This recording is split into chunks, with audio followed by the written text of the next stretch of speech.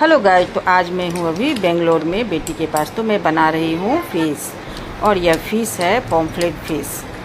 तो इस तरह से देखिए मैं बना रही हूँ उसको अच्छी तरह से। पहले नमक पानी से इसको वॉश कर ली हूँ, और उसके बाद इसमें हल्दी, लहसुन, अदरक और हरी मिर्ची का पेस्ट, नमक और थोड़ा सा ऑयल दे करके इसको मैरिनेट करके छोड़ दी हूँ।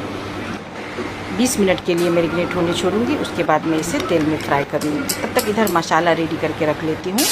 मसाला जो है तो मार्केट वाला ही जो फ़िश करी का मसाला होता है पाउच, उसी से बनाने जा रही हूँ। और अपना भी थोड़ी सी लहसुन उसमें कूट करके मैं डाल रही हूँ। बस इसके अलावा सारा मार्केट का ही मसाला रहेगा।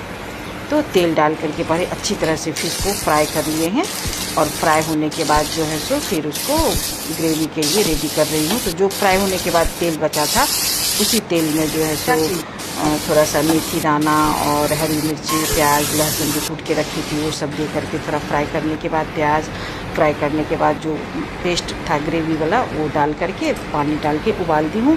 एक उबाल आने पर यहाँ फ़िश डाल दी हूँ, और लास्ट में धनिया पत्ता डाल करके सजा दी हूँ। फ़िश बिल्कुल रेडी है। आप कैसे बनाते हैं?